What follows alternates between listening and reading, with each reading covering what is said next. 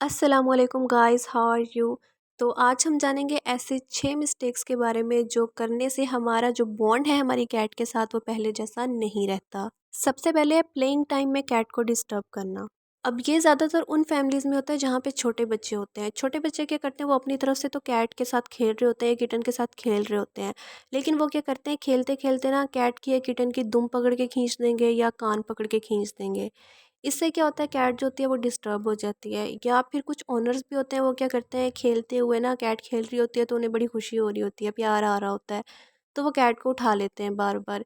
लेकिन कैट को ये चीज़ बिल्कुल भी पसंद नहीं होती। वो कहती है जब मैं खेल रही हूँ ना तो मेरा प्लेइंग टाइम है, उस टाइम में मुझे कोई भी डिस्टर्ब ना करे। तो अगर आप ये मिस्टेक कर रहे हैं, इससे आपकी कैट जो है वो आहिस्ता आहिस्ता खेलना कम कर देगी और फिर खेलना बंद कर देगी। अब प्लेइंग जो है ना वो कैट की हेल्थ पे बहुत अच्छा इफेक्ट डालता है। इससे जो कैट जो है वो हेल्दी भी रहती है और एक्टिव भी रहती है, बजाय उस कैट के जो प्लेफुल नहीं होती। सेकंड टाइम है ग्रूमिंग। अब कैट जो है ना इसे बहुत ही नीट और क्लीन एनिमल कंसीडर किया जाता है, तो कैट अपनी ग्रूमिंग लाजमी करती है। और आप लोगों ने नोटिस किया होगा, जब कैट अपनी ग्रूमिंग कर रही होती है ना तो उसकी फुल अटेंशन सिर्फ ग्रूमिंग की तरफ होती है, उसे नहीं पता होता इधर उधर क्या हो रहा है। तो ऐसे टाइम पे अगर आप जाके अपनी कैट को डिस्टर्ब करेंगे, उसे उठा लेंगे, उससे खेलने की कोशिश करेंगे ना, तो उसे आप पे गुस्सा आएगा कि यार ये बंदा मुझे तंग कर रहा है। अब आप खुद देखिए, जब हम अपनी ग्रूमिंग कर रहे हो, हम बाल कंघा कर रहे हो या कोई भी अपनी क्रीम श्रीम लगा रहे हो, बीच में कोई डिस्टर्ब करे ना तो इंसान को बड़ी चिढ़ होती है। इसी तरह से कैट्स को भी नहीं पसंद होता कि जब वो ग्रूमिंग कर रही है ना तो उनके बीच में कोई तंग करे। तो अगर आपकी कैट ग्रूमिंग कर रही हो तो उसको रिलैक्स होकर ग्रूमिंग करने दें, उसको बीच में तंग ना करें। अगर आप ऐसा करते हैं तो इससे आपका जो बॉन्ड है अपनी कैट के साथ वो डिस्टर्ब होगा। अब नेक्स्ट जो मिस्टेक है ना वो बहुत इंपॉर्टेंट है और वो तकरीबन लोग करते हैं।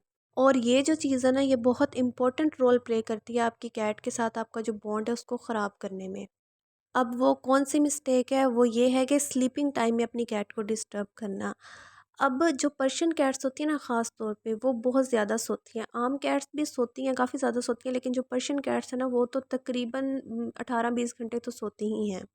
अब जो लोग न्यू कैट्स या किटन लेके आते हैं ना, उनके माइंड में होता है कि यार हम कैट लेके आए हैं, किटन लेके आए हैं, तो हम इससे खेलेंगे, ये हमसे खेलेगा, बड़ा मज़ा आएगा। तो इस चक्कर में वो क्या करते हैं कि जब कैट या किटन सोया हुआ होता है ना तो वो सोए सोए को बीच में उठा के ले आते हैं। फिर वो जाके सो जाता है या छुप के सोता है, उसको फिर उठा के ले आते हैं। इससे क्या होता है कि वो जो कैट या किटन होता है ना, उससे पहली बात तो आपका आपका बॉन्ड बनता ही नहीं है इतना स्ट्रॉन्ग। वो कैट को लगता है यार ये बंदा बड़ा ख़राब है, ये मुझे तंग कर रहा है, मुझे सोने नहीं दे रहा। तो इस टाइम पे आपने ना थोड़ा हौसला रखना है। कैट या किटन अगर सोया हुआ है ना तो उसको सो लेने दें। जब वो खुद उठेगा ना तो वो आपके साथ खेलेगा भी, कैट या किटन जो भी है, तो उसके साथ आपका बॉन्ड भी एक अच्छा बनेगा, ठीक है, वो प्लेफुल भी होगा। अगर आप ये मिस्टेक करेंगे तो इससे आपकी कैट जो है ना वो छुपना स्टार्ट कर देगी, वो बेड के नीचे या सोफे के नीचे घुस के बैठी रहेगी, वो बाहर ही नहीं निकलेगी। अब नेक्स्ट है खाना खाते हुए कैट को डिस्टर्ब करना। अब कुछ कैट्स जो हैं वो ये कहती हैं कि जब हम खाना खा रहे हैं तो हमारा ओनर जो है वो हमारे पास बैठा रहे। लेकिन कुछ कैट्स कहती हैं कि जब हम खाना खा रहे हैं तो हमारे पास कोई भी ना हो, ना हमारा ओनर हो, ना कोई और पेट हो। तो अब ये हर कैट की नेचर जो होती है वो डिफरेंट होती है। अब आपको पता होगा कि आपकी कैट की नेचर कैसी है, ठीक है। अब यहाँ पे एक इम्पॉर्टेंट चीज़ है, खाना खाते हुए कैट के पास बैठना और उसको डिस्टर्ब करना, ये दो अलग चीज़ें हैं। अगर आप उसको डिस्टर्ब करेंगे तो कैट जो है वो आपके सामने खाना खाने से अवॉइड करेगी, वो आपके सामने खाना नहीं खाएगी।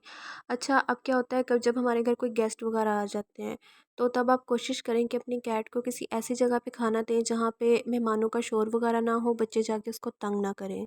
खाना खाते हुए अगर कोई कैट को डिस्टर्ब करता है ना तो इससे कैट को बहुत जल्दी स्ट्रेस होता है।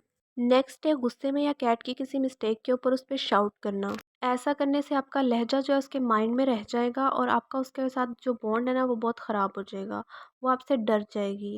अब कुछ लोग कहते हैं कैट जो है ना वो नोट करती है, वो हमारे पास आती है तो वो फेस एक्सप्रेशन नोट करती है कि अगर मेरा ओनर जो है वो सैड है या वो एंग्री है या हैप्पी है तो वो फेस एक्सप्रेशन नोट करके हमारे पास आती है। इसका मतलब ये नहीं होता कि कैट को अपनी मिस्टेक रियलाइज़ हो गई है और वो सॉरी करने आई है। कैट्स जो हैं वो कभी भी सॉरी नहीं करती। ऊंची आवाज़ों से कैट बहुत ज़्यादा डर जाती है और उसको स्ट्रेस हो जाता है, तो इस चीज़ का ख़ास ख्याल रखना है आप लोगों ने, कैट पे कभी भी शाउट नहीं करना। अब लास्ट चीज़ है, लिटर बॉक्स यूज़ करते हुए कैट को कभी भी डिस्टर्ब नहीं करना। इससे मेन मसला ये आएगा कि कैट लिटर बॉक्स यूज़ करना छोड़ सकती है, वो इधर उधर कहीं भी यूरिन कर सकती है। कैट जो होती है ना वो लिटर बॉक्स के बारे में बहुत कॉन्शियस होती है। अब हर कैट के नेचर डिफरेंट है, लेकिन जो मेरी कैट है ना वो तब तक लिटर बॉक्स यूज़ नहीं करती जब तक उसके आसपास कोई बंदा घूम रहा है। ठीक है, वो लिटर बॉक्स के आसपास घूमती रहेगी जब तक कि वो बंदा इधर उधर नहीं हो जाएगा। अब लिटर बॉक्स यूज़ करते हुए डिस्टर्ब करने का मतलब ये नहीं है कि आप उसको बीच में से उठा के ले आए हैं। इसका मतलब ये है कि आपने ना उसके पास खड़े होकर उसको घूरते नहीं रहना। आप चुप करके साइड पे हो जाएं, इधर उधर हो जाएं, तो कैट जो है वो खुद ही आराम से अपना लिटर बॉक्स यूज़ कर लेगी। इससे कैट की हैबिट भी एक डेवलप हो जाएगी, वो लिटर बॉक्स में ही जाके अपना यूरिन और स्टूल पास करेगी, इधर उधर नहीं करेगी। और अगर आप ये मिस्टेक करते हैं तो इसका नुकसान आपको ही होगा, आपकी कैट जगह जगह यूरिन और स्टूल पास करेगी। तो यहाँ पे हमारी वीडियो एंड होती है। अपना और अपनी कैट्स का बहुत सारा ख्याल रखिएगा। फिर मिलेंगे नेक्स्ट वीडियो में इंशाल्लाह। तब तक के लिए अल्लाह हाफिज़। और बताइएगा वीडियो कैसी लगी आप लोगों को।